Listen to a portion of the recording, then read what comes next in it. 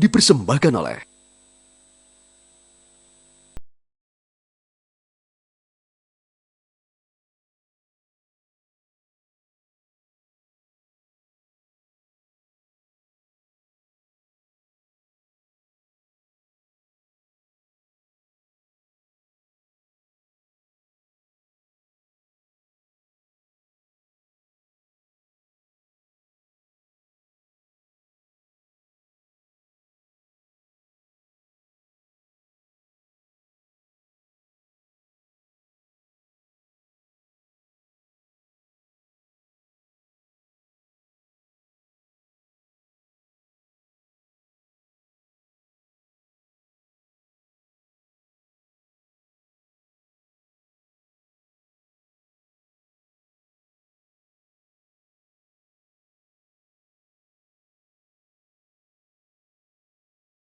keseharian Wali Kota Surabaya Tri Risma hari ini, bisa berikan gambaran ke saya, Ibu? Berangkat jam berapa? Kan biasanya saya membaca Ibu selalu berangkat, selalu ada belusukan, memastikan hal-hal sudah sesuai, kemudian baru ke kantor. Gambaran kesehariannya seperti apa? Ya, saya pagi 5:30 paling lat itu sudah keluar rumah. Orang tidak bisa nerka saya juga kadang tidak tahu saya mau kemana. Tiba-tiba saya ngomong sama ajudan saya mau ke barat, saya mau ke utara.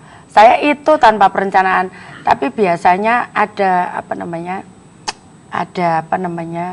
ada khusus Fokus. saya hitung gitu. Jadi jam berapa saya paling pagi acara saya yang sudah komitmen gitu kan. Nah, di luar itu kan aturannya saya buat sendiri gitu kan, yang di luar komitmen itu. Nah, itu saya ketemu gitu, nggak tahu itu mungkin yang saya percayai sekarang, itu saya ditunjukkan oleh Tuhan bahwa saya harus lewat ke sana.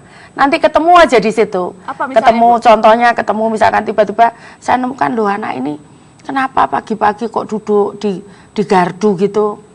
Berdoanya orang, kenapa anak ini gitu. Oh ternyata setelah saya cek itu anaknya siapa, kok pagi-pagi duduk di situ.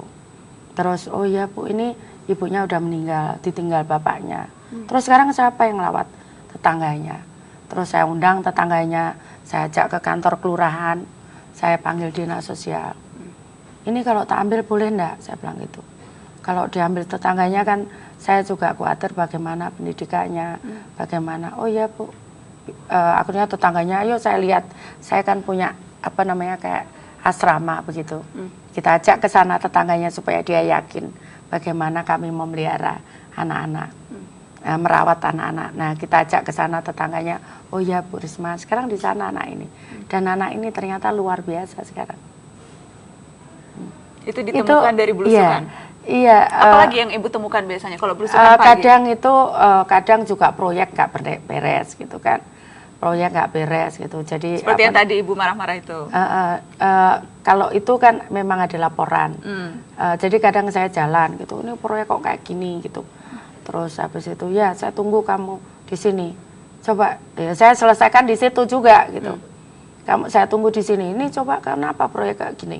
Ini kenapa belum ini gitu.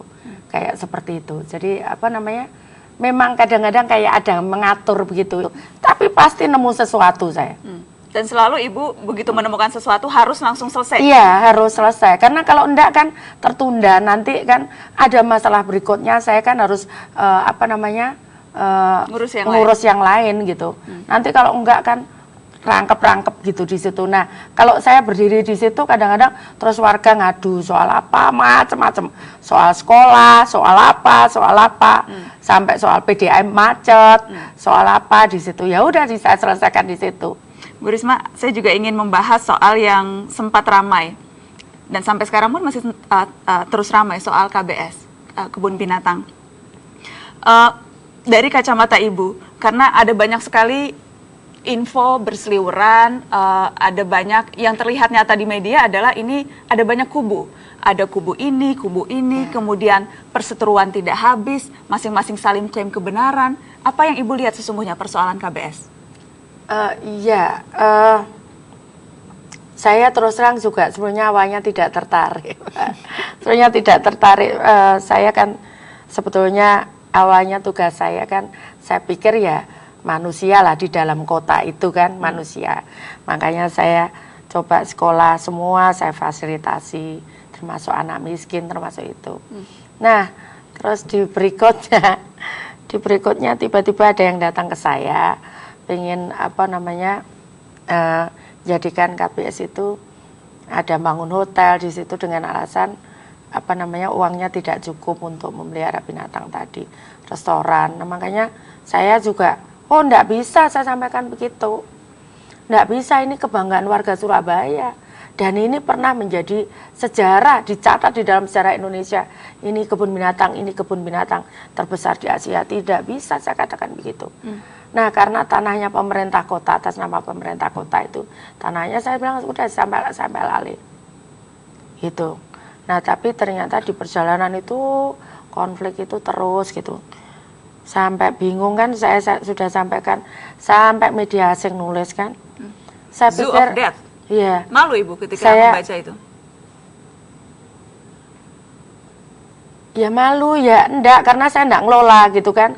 Tapi saya yakin memang media pasti nyalakan saya, media asing, karena saya wali kota, biasanya kan wali kota harus nangani itu semua gitu. Nah, kemudian dari situ setelah kita dapat izin operasional, ya ternyata setelah saya kan minta dikaji oleh Universitas Erlangga tentang bagaimana kondisi binatangnya, kan saya harus begitu. Kalau saya ambil alih kan titik nolnya harus kelihatan kan. Ternyata banyak yang sakit binatangnya, sudah banyak yang tua. Kemudian pengelolaannya juga tidak benar. Kemudian ada proses hukum, masalah-masalah di dalamnya. Itu dianalisa oleh UNAR. Nah, terus kejadian yang saya terakhir itu, kemudian saya sudah nggak betah lagi saat ada harimau tergantung itu kan. Itu meskipun saya nggak mentolo lihatnya, saya gini, Bu lihat gambarnya saya begini, mimin rapat, karena saya sudah bayangkan apa gitu. Coba Bu masa begini, saya antara berani tidak gitu ngelihat itu.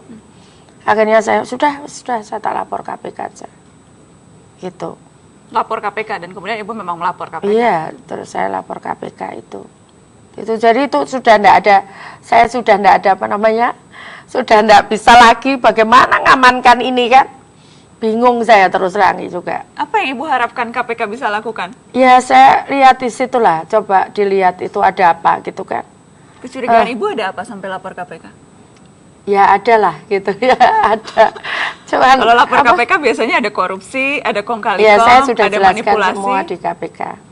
Itu memang yang Ibu lihat? Iya.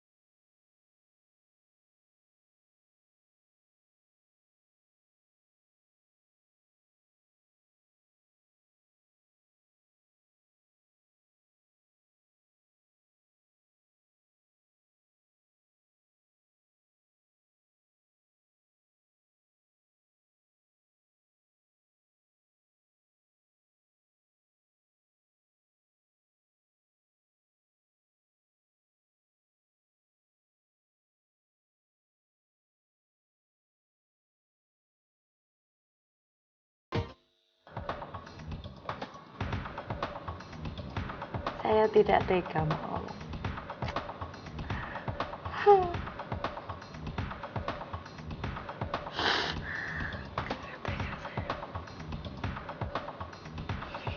Maaf, Mbak.